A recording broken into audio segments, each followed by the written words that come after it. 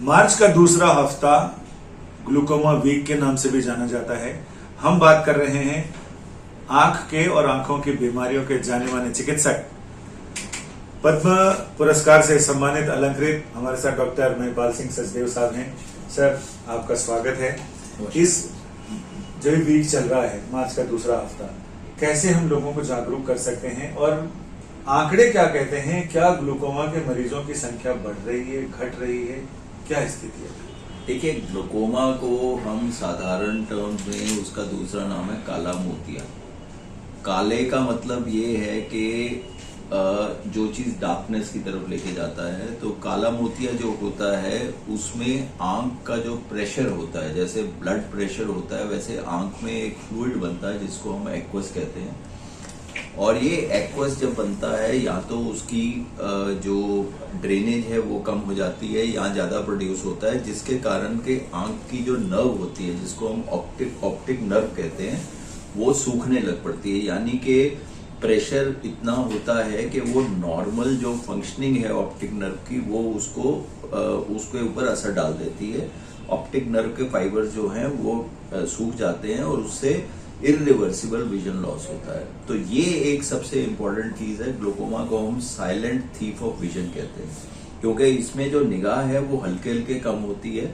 और अक्सर आदमी सोचता है कि भाई मेरे को चश्मे का नंबर बदलना है, या व्यक्ति सोचता है कि मेरे को सफेद मोतिया हो रहा है, और रियलाइज नहीं करता कि भाई मेरे को काला मोतिया है। तो ये जो वीक है, this is to spread awareness व्यक्ति को ये होनी चाहिए कि ये एक बीमारी है विच इज नॉट अनकॉमन।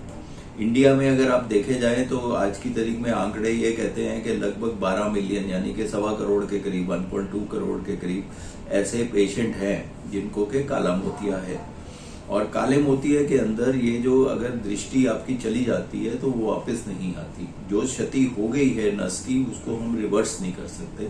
तो ये इम्पोर्टेंट चीज है कि अगर आपको पहले पता चल जाए कि आपको काला मोतिया या ग्लूकोमा है, तो हम उसको रोक सकते हैं आगे बढ़ने के लिए, और इरिवर्सिबल विजन लॉस से उसको रोका जा सकता है। लोग ये पता कैसे करें कि अवेयर कैसे हों कि उनको वो काला मोतिया का शिकार हो रहे हैं या नहीं? देखिए, सबसे पहली बात यह है कि जो काला मोतिया है, एक व्यक्ति सीधा देखता है, उसको हम सेंट्रल विजन कहते हैं, और एक व्यक्ति पूरा एक फील्ड ऑफ विजन होता है। जैसे कि आप ऊपर बाएं दाएं, मतलब आप सीधा भी देख रहे हो तो पूरी फील्ड ऑफ विजन है। तो ग्लूकोमा के अंदर ये जो फील्ड ऑफ विजन है वो रिस्ट्रिक्ट होनी शुरू हो जाती है या कंस्ट्रिक्ट हो जाती है।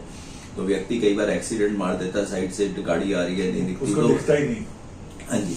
तो इसमें प्रॉब्लम सिर्फ ये होती है कि इंसान डिस्टेंस पे देख रहा है, कह रहा है कि मैं तो डिस्टेंस का बोर्ड तो ठीक पढ़ रहा हूं, मगर साइड से जो विजन हल्के हल्के चली जाती है वो आदमी को पता नहीं चलता।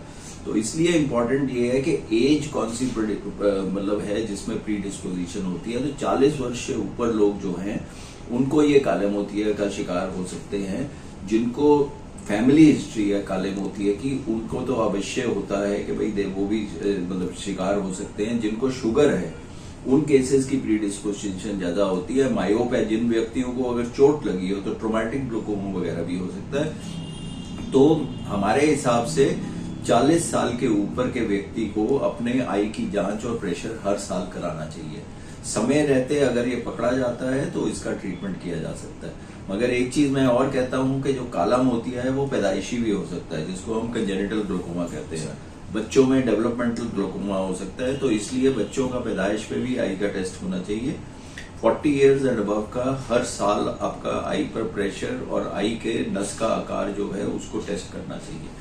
तो इसका कोई व्यक्ति को अगर उसको बार बार चश्मा बदल रहा है, अगर व्यक्ति को साइड से नहीं दिखता, और एक प्रकार का ग्लूकोमा होता है which is a very painful glaucoma, जिसको हम एंगल क्लोजर ग्लूकोमा कहते हैं। उसमें सडनली विजन कम होती है, आई के आगे रेनबो दिखते हैं, रेनबो कलर के तरह लाइट जो होती है, और आई रेड हो जाती है, नोजिया वोमिटिंग होता है। वो तो काफी मतलब पता चल जाता है, जिसको गड़गड़ाहट से समझिए कि काला मोतिया आता है। मगर जो साइलेंट ग्लूकोमा, जिसको ओपन एंगल ग्लूकोमा है, उसके लिए आपको नेत्र विशेषज्ञ के पास के जाके। सर, आपने बताया कि ग्लूकोमा का इलाज नहीं है।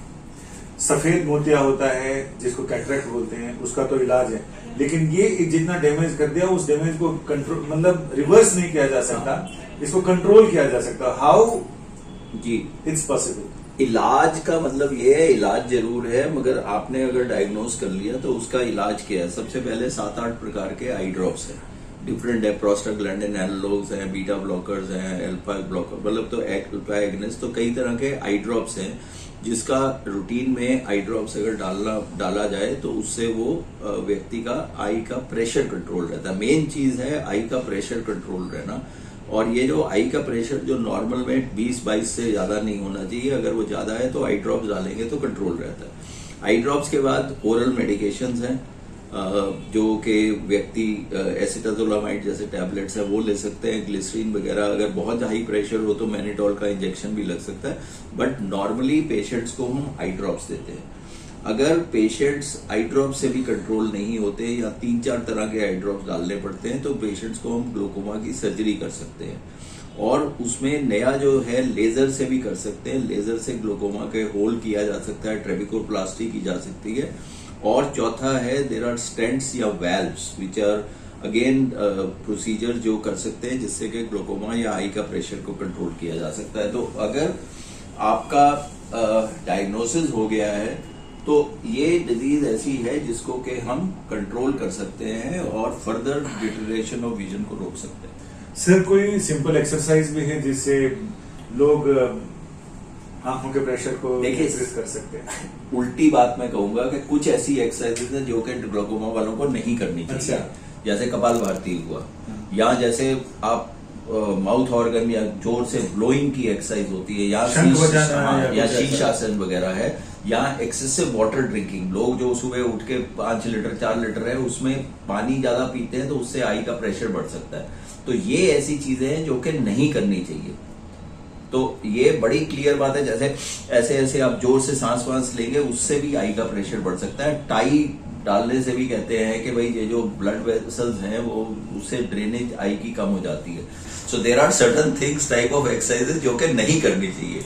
बाकी विशेष कुछ ऐसे भी हैं जो कर सकते हैं? नहीं, ऐसी कोई एक्सरसाइज नहीं है जिसको करेंगे कि भाई, but meditation, yoga, that has been shown, क्योंकि इसमें कहते हैं कि सेंट्रल नर्वस सिस्टम का भी इन्वॉल्वमेंट है। आपका एंग्जाइटी वगैरह से भी थोड़ा आंख का जैसे प्रेशर है, तो अगर आप मेडिटेट करें, योगा करें, there are some people who believe in that thought कि उससे आपका आई का प्रेशर कम हो सकता है।